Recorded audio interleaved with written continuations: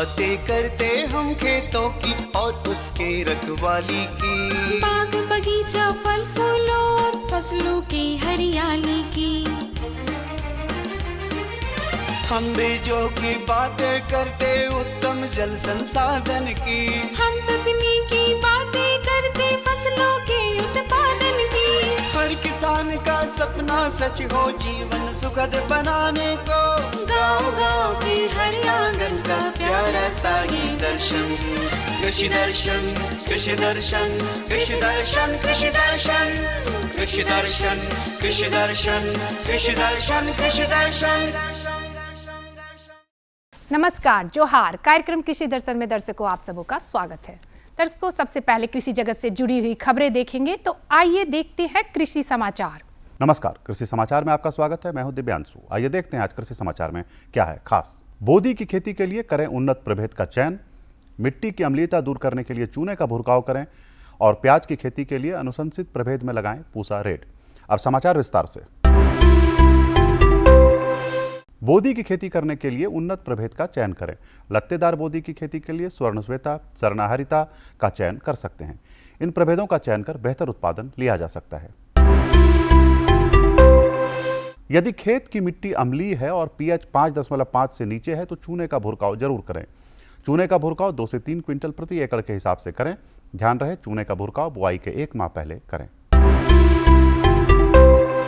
पशुपालक भाई दुधारू पशुओं को बीमारियों से बचाव के लिए टीकाकरण जरूर कराएं। मुंहपका और खुरपका रोग से बचाव के लिए FMD का टीका लगवाएं। साथ ही लंगड़ी बुखार और गला घोंटू रोग से बचाव के लिए HSBQ का टीका लगवाएं। दुधारू पशुओं को रोगों से बचाव के लिए FMD का पहला डोज 4 माह पर दें। HS और BQ के लिए 6 माह पर पहला डोज देना चाहिए और FMD का बूस्टर डोज 6 माह पर भी दोहराया जा सकता है। साथ ही HS और BQ का बूस्टर डोज साल में 1 बार ही दोहराएं। फिर जब मैंने FMD, HS और BQ बात बताई तभी मैंने उसके बारे में कुछ लक्षण वगैरह पर प्रकाश डाल दिया है। प्रबंधन की बात करें तो फिर वही टीकाकरण, always prevention is better than cure. हमारे किसान भाई बहन जानते हैं कि गाय भैंस कितने महंगे होते हैं, इसीलिए अगर उनको सही से रखना है तो बाकी चीज़ों के साथ साथ टीकाकरण अवश्य कराएं। उसमें कौतूहल बिल्कुल ना बदले। तो उसमें मैं बताना चाहूँगी कि जब FMD की बात करें तो 4 महीना पर पहला डोज, HS और BQ की बात करें तो 6 महीना पर पहला डोज। और जहाँ तक FMD का बूस्टर डोज की बात करते हैं तो वो डिपेंड करता है कि अगर एंडेमिक एरिया है, मतलब वहां पर बहुत ज़्यादा हो रहा है, तो 6 महीना पर भी उसको रिपीट कर सकते हैं। अदरवाइज HS और BQ जो होता है वो एनुअली, मतलब साल में 1 बार उसको रिपीट करेंगे। प्याज की खेती से अधिकाधिक उत्पादन लेने के लिए 10 किलोग्राम बीज प्रति हेक्टेयर लगाएं। कतार से कतार की दूरी 15 सेंटीमीटर और पौध से पौध की दूरी 10 सेंटीमीटर रखें। बेहतर उत्पादन के लिए अनुशंसित प्रभेद में पूसा रेड, पूसा रत्नार, N53, अर्का निकेतन, अर्का कल्याण, एग्रीफाउंड डार्क रेड लगाएं। प्याज की खेती के लिए बलुई दोमट मिट्टी उपयुक्त है। बुआई के समय गोबर की सड़ी खाद यानी कंपोस्ट 200 से 250 क्विंटल प्रति हेक्टेयर, नेत्रजन 100 किलोग्राम, स्फूर 60 किलोग्राम, पोटाश 60 किलोग्राम प्रति हेक्टेयर खेत में डालें। साथ ही 8 से 10 दिनों पर सिंचाई करते रहें। किसान भाई खेतों में बीज और खाद छिड़कने के लिए फर्टिलाइजर कम सीड ब्रॉडकास्टर नामक कृषि यंत्र का प्रयोग कर सकते हैं। इसकी कार्यक्षमता 2 एकड़ प्रतिदिन है। आज की विशेष जानकारी है लत्तेदार सब्जी फसलों में कीटों से बचाव के बारे में। इस मौसम में लत्तेदार सब्जी फसलों में कई कीटों के हमले का खतरा रहता है। किसान भाई इन कीटों के रोकथाम के लिए 3 फोरमैन ट्रैप प्रति एकड़ की दर से लगाएं। ध्यान रहे, 20 से 25 दिन पर यह ट्रैप बदलते रहें। और अब एक नजर राज्य के 5 प्रमुख शहरों के मौसम के मिजाज पर। आज राज्य के 5 प्रमुख नगरों के अधिकतम और न्यूनतम तापमान कुछ इस प्रकार दर्ज किए गए। रांची का अधिकतम तापमान। कृषि समाचार में आज इतना ही। अगले दिन अगले अंक में फिर मुलाकात होगी कुछ ताजा तरीन खबरों के साथ। तब तक के लिए दीजिए इजाजत। नमस्कार, जोहार। दर्शकों, कृषि समाचार में आपने कृषि जगत से जुड़ी हुई खबरें देखी मंडी का भाव और साथ में मौसम का हाल भी जाना। अब रुकते हैं एक छोटे से विराम के लिए। भारत सरकार का हर प्रयास किसानों को दे रहा है एक नई आस। देश के किसानों की खुशहाली और उन्हें आत्मनिर्भर बनाने के लिए भारत सरकार समर्पित है। प्रधानमंत्री श्री नरेंद्र मोदी जी के नेतृत्व में कृषि क्षेत्र में किए गए निरंतर प्रयासों के फलस्वरूप देश खाद्यान्न व बागवानी के क्षेत्र में आत्मनिर्भर हो चुका है और देश में दलहन का उत्पादन भी बढ़ा है। इसी तरह भारत सरकार ने खाद्य तेलों के उत्पादन को बढ़ाने के भी अनेक प्रयास किए हैं। इसी क्रम को आगे बढ़ाते हुए माननीय प्रधानमंत्री श्री नरेंद्र मोदी जी के नेतृत्व में भारत सरकार ने दूरदर्शी निर्णय लेते हुए राष्ट्रीय खाद्य तेल मिशन ऑयल पाम की शुरुआत की है। इस मिशन से देश भर के किसानों को बहुत लाभ मिलेगा। कृषि के पूंजी निवेश में वृद्धि होगी, खाद्य तेल आयात पर देश की निर्भरता कम होगी और रोजगार के नए अवसर पैदा होंगे। खाने के तेल में आत्मनिर्भरता के लिए अब राष्ट्रीय खाद्य तेल मिशन ऑयल पाम का संकल्प लिया गया है। इससे किसानों को तो सीधा लाभ होगा ही, गरीब और मध्यम वर्ग के परिवारों को सस्ता और अच्छी क्वालिटी का तेल भी मिलेगा। यही नहीं, ये मिशन बड़े स्तर पर रोजगार का निर्माण करेगा। इस मिशन के अंतर्गत ऑयल पाम का रकबा और पैदावार बढ़ाने पर जोर देने के लिए सरकार ने 11,000 करोड़ रुपए से अधिक की सहायता राशि निर्धारित की है। मिशन के तहत सरकार ने ऑयल पाम की खेती के लिए रोपण आदि की सहायता में बढ़ोतरी करते हुए पहले मिलने वाले 12,000 रुपए प्रति हेक्टेयर को बढ़ाकर 29,000 रुपए प्रति हेक्टेयर तक कर दिया है। ऑयल पाम के पुराने बागों के पुनरुद्धार के लिए 250 रुपए प्रति पौधा के हिसाब से विशेष सहायता दी जा रही है। पौधारोपण सामग्री की कमी दूर करने और बीजों की पैदावार करने वाले बागों को भी सहायता दी जाएगी। इसके तहत 15 हेक्टेयर ऑयल पाम उद्यान के लिए 80 लाख रुपए तक की सहायता राशि दी जाएगी। इसके अलावा नर्सरी विकास के लिए 40 लाख रुपए तक तय किए गए हैं। पूर्वोत्तर और अंडमान राज्यों के लिए विशेष सहायता का भी प्रावधान है। ऑयल पाम के किसान ताजे फलों के गुच्छे यानी FFB का उत्पादन करते हैं, जिनकी वर्तमान में कीमतें अंतर्राष्ट्रीय मूल्यों में उतार चढ़ाव के आधार पर तय होती हैं। पहली बार केंद्र सरकार ताजे फलों के गुच्छे की कीमत के लिए किसानों को आश्वासन दे रही है। ये व्यवहार्यता मूल्य यानी VP कहलाएगा, यानी किसानों को कोई घाटा नहीं होने दिया जाएगा। व्यवहार्यता मूल्य VP तय करने की शुरुआत 1 नवंबर से होगी और अगले वर्ष 31 अक्टूबर तक जारी रहेगी। इसे ऑयल पाम वर्ष कहा जाएगा। इस योजना के तहत वर्ष 2025-26 तक ऑयल पाम का रकबा 6.5 लाख हेक्टेयर सृजित करने और कच्चे ऑयल पाम की पैदावार वर्ष 2025-26 तक 11.20 लाख टन पहुंचाने का लक्ष्य निर्धारित किया गया है। सरकार के इस महत्वपूर्ण निर्णय से देश में ऑयल पाम की खेती करने वाले किसानों में विश्वास पैदा होगा और वे खेती का रकबा बढ़ाएंगे। इस तरह पाम ऑयल का उत्पादन भी बढ़ेगा, जिससे किसानों की आय बढ़ेगी और ग्रामीण अर्थव्यवस्था भी सुदृढ़ होगी। दर्शकों, आज हम बात करेंगे रबी मौसम के सब्जियों के बीजों के उपचार एवं नर्सरी प्रबंधन के बारे में, जिसकी विशेष जानकारी के लिए हम ले चलते हैं अपने विशेषज्ञ के पास, जो देंगे आपको महत्वपूर्ण जानकारी। बीज फसल की जान होती है, अतः इसका स्वस्थ रहना बहुत ही जरूरी है। बीजों को स्वस्थ बनाए रखने के लिए बीजोपचार करना बहुत आवश्यक होता है। इसके लिए सबसे पहले रोग रोधी एवं कीट रोधी किस्मों का चयन वैज्ञानिकों की अनुशंसा पर करना चाहिए। फिर यदि बीजों को सीधे खेत में बोना है तो बीजों को फफूंदनाशक दवा से उपचारित करना बेहतर होता है। यदि जैविक विधि से इसका उपचार करना है तो इसके लिए ट्राइकोडर्मा विरिडी बेहतर मानी जाती है। देखिए किसान भाई, जब भी अगर खेती की बात करते हैं तो सबसे महत्वपूर्ण जो उनका कंपोनेंट है या कहेंगे उसको जो बीज है, वो बीज सबसे महत्वपूर्ण होता है, क्योंकि अगर बीज का सही चुनाव नहीं हो तो वो आपका उसका खेती पूरा का पूरा प्रभावित होता है। ऐसे में हम लोग जो है बीज उपचार एक महत्वपूर्ण प्रक्रिया है। सबसे पहला काम है कि इस क्षेत्र के लिए अगर कोई अनुशंसित किस्म है तो उसको चयनित करना चाहिए। और ये भी ध्यान देना चाहिए कि जब हम बीज जो है चयनित कर रहे हैं, हमारे क्षेत्र में कौन कौन से जो है यहाँ पर प्रमुख बीमारी आते हैं, प्रमुख कीट लगते हैं। अगर उसका रोग रोधी किस्म हो या कीट रोधी किस्म हो तो वैसे किस्मों को चयन करके और तब हम लोग जो है उसका यहाँ पर खेती के बारे में उसको सोचते हैं। अब रहा बात कि जब भी मान लीजिए कि बीज का इस क्षेत्र के लिए अगर आप चुनाव कर लिए तो उसके बाद इसका शोधन की बात आती है, बीज उपचार करने की बात आती है। किसान भाई क्या करते हैं कि बीज उपचार उनका जो है एक पोलियो ड्रॉप के जैसा है कि हर बीज को सुरक्षा कवच एक मिले, तो उसको सुरक्षा कवच देना अति आवश्यक है, जो किसान भाई के जनरल प्रैक्टिसेस में नहीं होता है। तो इसके लिए बीज उपचार करने के लिए हम लोग जो है दो माध्यम है। वैसे बीज जो है जिसको हम लोग डायरेक्ट ट्रांसप्लांट करते हैं। डायरेक्ट ट्रांसप्लांट कहने का मतलब खेत में अगर वो लगाना चाहते हैं तो वैसी परिस्थिति में उनको जो है 1 किलो बीज है तो 2 ग्राम जो है फफूंदनाशक दवा से, अगर मान लीजिए जैलोरी उनके पास है तो 2 ग्राम जैलोरी से जो है उसका ट्रीटमेंट कर लिए।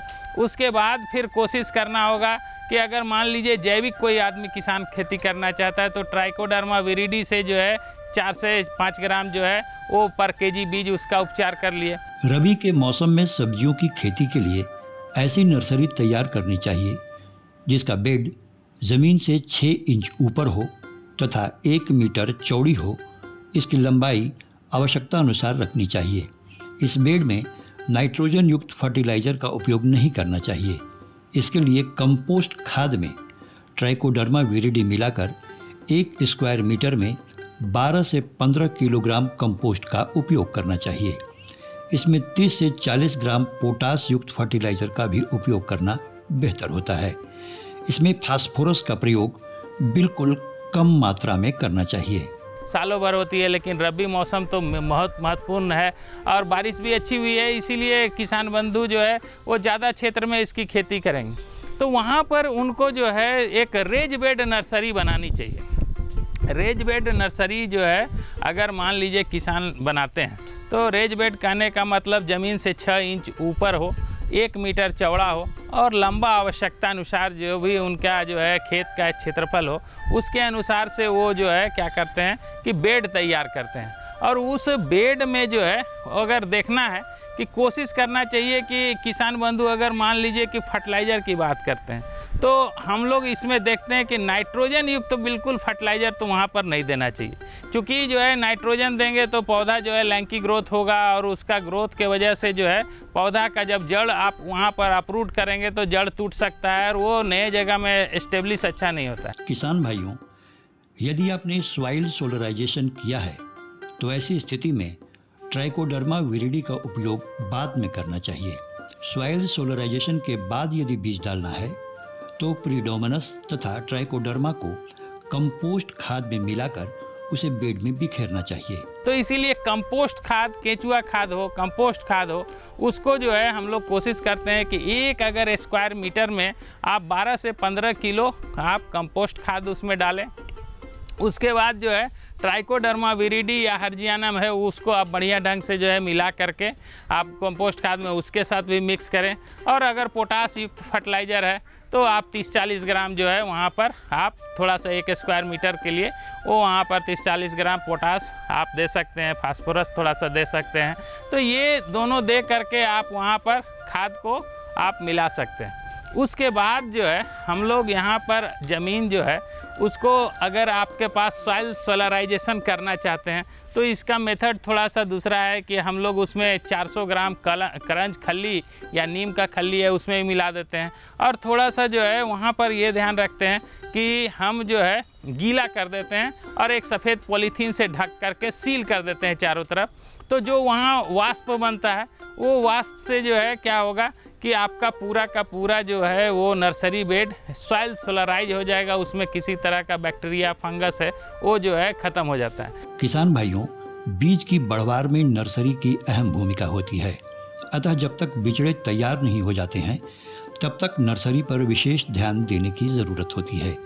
यदि इनमें बीमारियों या कीटों का प्रकोप नज़र आने लगे तो अनुशंसित मात्रा में समयानुसार दवा का छिड़काव करते रहना चाहिए। कि यहाँ पर जो है हम देखते हैं कि जो छोटे सीड हैं, छोटे सीड कहने का मतलब जिसको हम लोग ट्रांसप्लांट करते हैं, तो वो चूँकि क्या है कि उसका तो कम मात्रा लगता है। 1 एकड़ एरिया के लिए आपको किसी का जो है 50 ग्राम से 100 ग्राम 150 ग्राम यही जो है उसका मात्रा रहती है। तो वैसी परिस्थिति में चूँकि उसका कम है तो यहाँ पर अगर मान लीजिए किसान बंधु अगर जो है इसका सीड ट्रीटमेंट करना चाहते हैं तो वो सेम विधि है कि इसमें 1 किलो नहीं, यहाँ 100 ग्राम बीज पे आप जो है 2 ग्राम जैलोरी का आप दवा है उसका आप व्यवहार कर लीजिए। इसके साथ साथ अगर चाहते हैं ट्राइकोडर्मा तो 4 से 5 ग्राम ट्राइकोडर्मा विरिडी डालेंगे। इसके अलावा जो है हम लोग जो है इंसेक्टिसाइड है तो इसमें 100 ग्राम बीज में आपका 1 ml आपका ये इमिडाक्लोरोपिड है वो जाएगा। और उसके बाद अगर ये मान लीजिए कि ये नहीं है, आपका दलहनी वंश नहीं है, तो यहाँ पर राइजोबियम कल्चर देने की आवश्यकता नहीं है। उसके बाद हम लोग क्या करते हैं कि छाया में बीज को अच्छा से सुखा देते हैं। उसके बाद नर्सरी बेड को बढ़िया ढंग से हम लोग प्लेन कर दिए, पटेला चला दिए, और उसको जब प्लेन कर दिए तो 1.5 इंच की दूरी पे हम लोग क्या करते हैं कि उस लाइन खींचते हैं पतला पतला, और उसके बाद जो है एक एक बीज उसमें आसानी से गिरा देते हैं। थोड़ा सा एक एक जो है इंच की दूरी पे बीज गिराना चाहिए। और उसके बाद जो है जो हमारे पास पुराना गोबर का खाद है, केचुआ खाद है, उसको हम लोग तैयार करके इसके ऊपर बिखेर देते हैं। इस तरह से कुछ बातों पर ध्यान देकर हम सब्जियों के बीजों का उपचार कर सकते हैं तथा स्वस्थ नर्सरी तैयार कर उससे स्वस्थ बिचड़े ले सकते हैं और फसलों की पैदावार में बढ़ोतरी कर सकते हैं।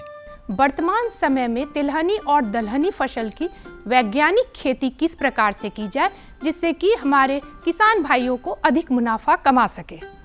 तो आइए चलते हम इसके लिए अपने विशेषज्ञ के पास, जो देंगे आपको विशेष जानकारी। किसान भाइयों, अपने झारखंड प्रदेश में तिलहनी और दलहनी फसलों की खेती का वक्त आ गया है। जो किसान इसकी खेती करना चाहते हैं उन्हें 15 अक्टूबर से 15 नवंबर तक देसी हल या कल्टीवेटर से खेतों की गहरी जुताई कर देनी चाहिए। फिर पाटा चलाकर मिट्टी को भुरभुरी बना लेना चाहिए। यदि तिलहन की खेती कर रहे हैं तो 50 क्विंटल प्रति हेक्टेयर की दर से गोबर खाद मिलाना चाहिए तथा दलहन की खेती के लिए 20 से 25 क्विंटल गोबर खाद प्रति हेक्टेयर की दर से इस्तेमाल करना चाहिए। कि अब समय आ गया है कि हम दलहन और तिलहन की खेती की तैयारी करें, क्योंकि ये मौसम में जो है आप खेत की जुताई अच्छे ढंग से करने के लिए आपका जो खेत खाली है तो उस समय आप प्रयास करेंगे कि लगभग 15 अक्टूबर से 15 नवंबर का जो समय है इसमें आप खेत की गहरी जुताई करके उसको 2-3 बार देसी हल से जुताई करेंगे या कल्टीवेटर से, और फिर उसको पाटा लगा करके उसको भुरभुरा मिट्टी कर देंगे।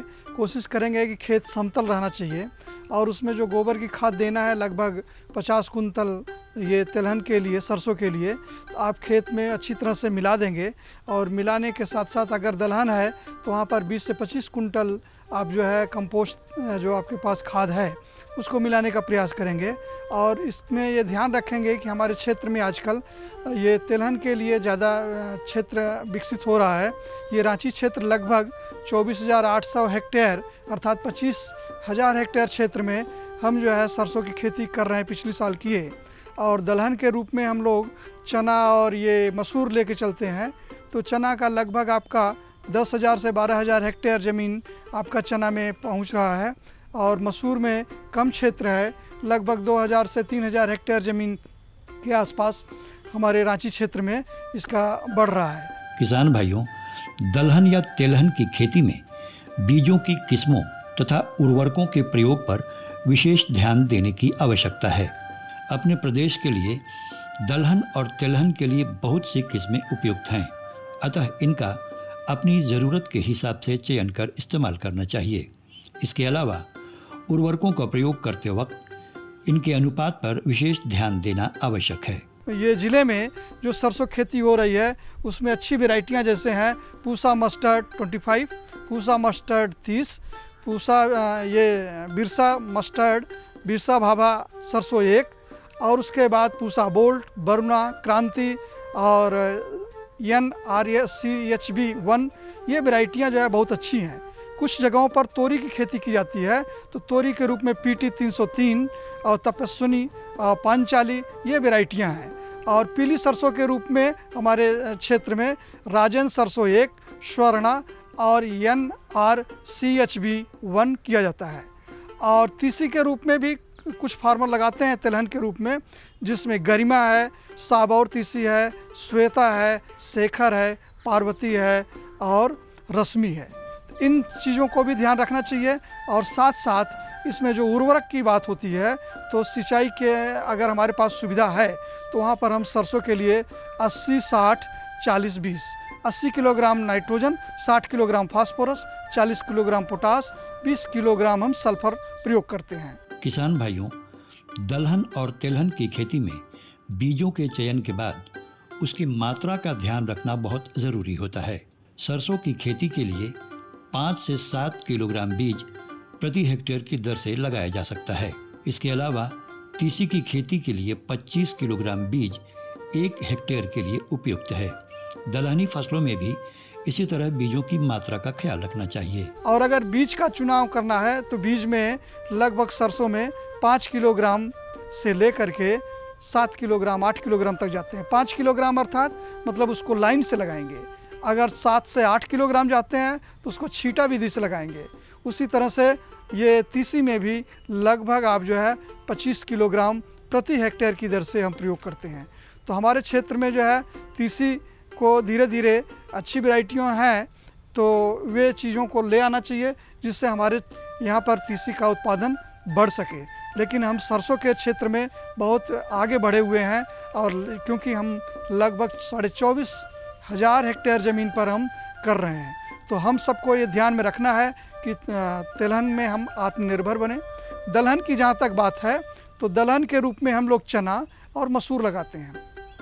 चना जो यहाँ के मूल लोग लगाते हैं इसमें विशेष करके हरी झंगड़ी के रूप में बेचते हैं। लगभग ये 10 से 12,000 हेक्टेयर क्षेत्र में चना लगाया जाता है। तो चना जो है क्षेत्र जो है रांची क्षेत्र का सबसे व्यापक क्षेत्र जो है आपका तमाड़ है, सुनहतू है, क्योंकि उस क्षेत्र में उसमें पानी की रोकने की क्षमता ज़्यादा देर तक बनी रहती है, तो वे लोग धान काट करके चना लगाते हैं। तिलहन और दलहन की खेती में रोग और कीटों की भी संभावना होती है, अतः इसके लिए बीज बोने से पहले उसका उपचार कर लेना बेहतर होता है। इसके बावजूद यदि फसलों में कीड़े लगते हैं तो कीटनाशक तथा फफूंदनाशक का इस्तेमाल मात्रा अनुसार करना चाहिए। उसको बुआई के पहले अच्छे से बीज उपचार करना है। बीज उपचार एक ये भी माध्यम है, ये बीजामृत के द्वारा ले जाएं, बीजामृत से उपचार करें, या उसको इनोकुलेशन करना है तो राइजोबियम ले जाते हैं। चना का राइजोबियम बिरसा कृषि विश्वविद्यालय में 15 रुपये में 1 पैकेट मिलता है। तो उस बीज को ऊपर जो है ये लेपित करना होता है। इसके लिए लगभग आधा लीटर पानी में 50 ग्राम गुड़ को गर्म करते हैं। गर्म करके उसको छाया में प्लास्टिक के नीचे सीट बिछा देते हैं। उस पर बीज के ऊपर यह जो है चने को गिराया जाता है, जो है उसका कल्चर, और फिर उसमें बढ़िया ढंग से लिपट जाए, या अगर गुड़ नहीं है तो माड़ को भी प्रयोग करते हैं।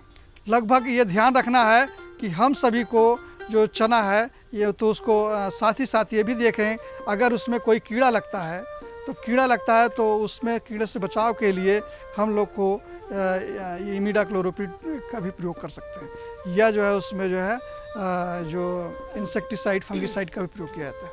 इस तरह से कुछ बातों पर ध्यान देकर हम तिलहनी और दलहनी फसलों की सफलतापूर्वक खेती कर सकते हैं और अपनी आमदनी बढ़ा सकते हैं। हमारा पता है कार्यक्रम कृषि दर्शन कृषि प्रकोष्ठ द्वारा केंद्र निदेशक, दूरदर्शन केंद्र रातो रोड रांची।